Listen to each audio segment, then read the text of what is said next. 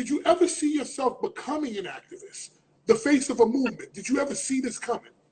Nah, man. I mean, you know, when my brother got murdered, man, Matt was at the point where we was at the end of our contract with Showtime. We got to one of the biggest podcasts out, so we was ready to cash in. So that's all I was thinking about. You know what I'm saying? We still negotiating right now, so to get another contract. So that's what I was focused on at that point. But I never expected this. I didn't ask for it. If I can get my brother back and all this go away, I would. But God put this in my lap for a reason, because he knew I was gonna ride for my brother 10 toes. He knew I was gonna stand up, and he know my heart. And God know I love everybody, so he put me in this position for a reason. And the only thing that was people shocking about is that I've embraced it. That's scaring them that I've embraced it. Wow. Now, what part of Texas are you from? Port Arthur, Texas. Rest in peace, Pimp C. Shout out Bun B. UGK. Okay. Is that close to? Is that close? That's close to Dallas, right? No, it's an hour from Houston, 45 minutes from It's an hour Louisiana. from Houston. Okay. And 45 minutes from Louisiana. Okay, right. Okay, I got you right. I'm thinking of where Premier is from, which is Prairie. I'm thinking about that. So, how did you wind up meeting George Floyd? What happened? We have a homeboy named Tello, rest in peace, Tello. He used to be back and forth in Houston because he had a lot of relatives in Houston and Port Arthur. I was a young guy on the basketball courts in the ghetto, you know, and it was hustling, all kind of stuff going on. And he came up to me one day and said, "Man, I got a homeboy from Houston that looked just like you. Y'all might have the same daddy." I'm like, "Yeah, right." But Tello was the big homie, you know what I'm saying? So I'm just, without really paying attention, just listening to him. He brings him back like a week or two later. I'm in high school, and I look at him. I'm like, our first words to each other, like, "Man, who your daddy? Who your daddy?" Because we look that much alike, you know. And from that moment on, we start calling each other twin, to the point where I had success. Every time I went to Houston, my first stop was to pick him up and go hang out with him, because people really thought we was twins at one point. And he became one of my biggest supporters. He supported me genuinely. He really wanted to see me win without a motive, without trying to gain something out of it. And that's what I'm gonna miss most about my boy. Wow. When you mean not wanting to gain something out of it, what do you mean by that? You know, a lot of people hang around you for the wrong reasons when you make a little change, Scoop.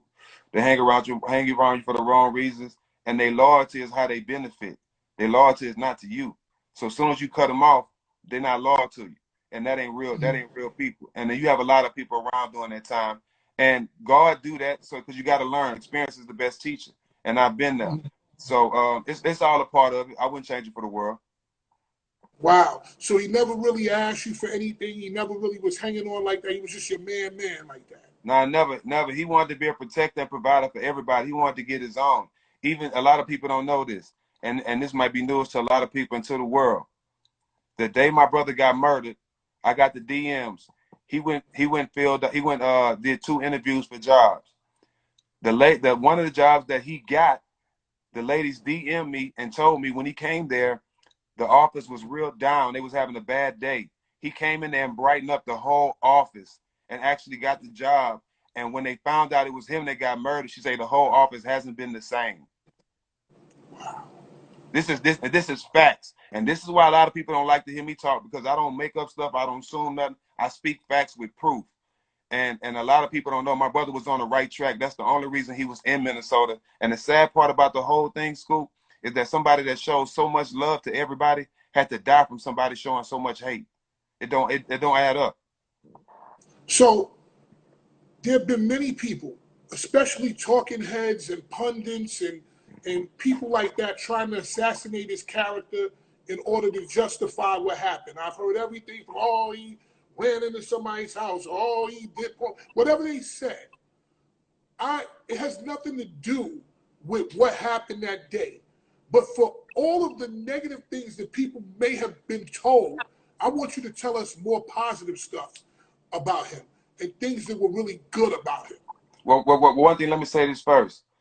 Regardless of what he did, when you go to jail to do your time and rehabilitate yourself. He did his time and came out. So you can't hold that against him. That's dead. You know what I'm saying? That's dead. See, I can easily kill that just right there. You know what I mean?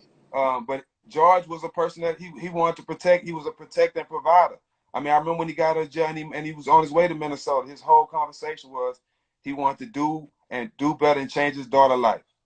He kept saying, I want to change my daughter's life. I'm going out here and I'm driving these trucks, twin. I need you to send me some clothes.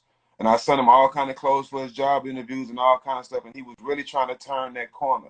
And he really was turning that corner. And it's kind of ironic because he always used to say he wanted to change his daughter's life.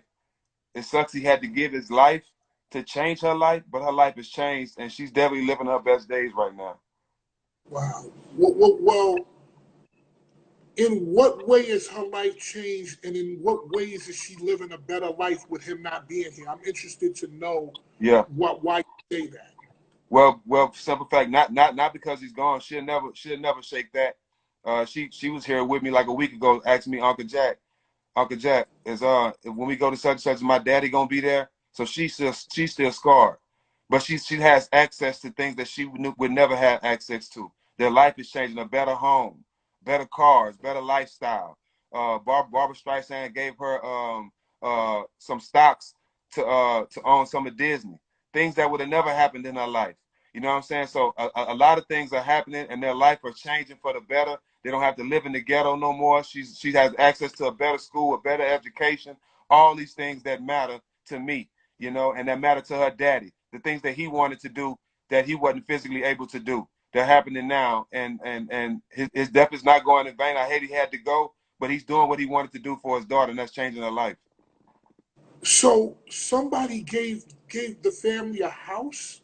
Yeah, actually, Kyrie Irving paid $250,000 down on the down payment on a $500,000 house, and the other players are putting in the rest of the money now. Mac Main, which is Lil Wayne manager, he bought them a 2020 Mercedes-Benz truck, brand new truck for Roxy and Gigi. A lot of people are doing, like I said, Barbara Streisand gave a stock in Disney. A lot of people are doing great things and donate money to Gigi. So her life has changed for the better. I hate it had to be her dad, but he know he's changing her life, and I know he's looking down smiling. Oh man, that's crazy. You know, was he troubled, or was, you know, where was he in his life? Because everybody kind of paints him out as troubled. Mm-hmm. Where was he? And as his friend, how did you help him?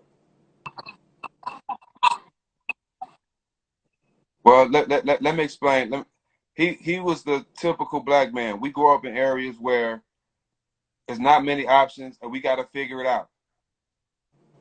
When you grow up in a single home, you hate to see your mama struggle. You hate to see your mama do everything, so you become a man at a young age. And on your way to figuring it out and try to be the man in the house, you make mistakes. Mm-hmm. Experience is the best teacher because you don't know your way, so you try to figure it out. So he's the same as any black man. You know what I'm saying? Trying to figure out and trying to be a provider and protector. He was no different than any one of us. The difference between me and him, I tell everybody, is I had more opportunity.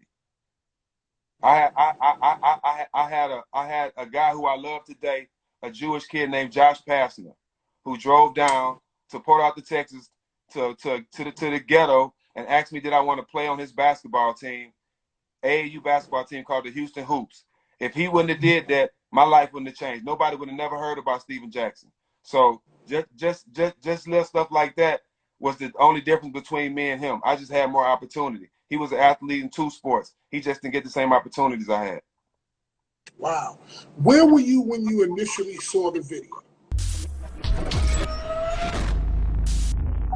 Fat Man Scoop.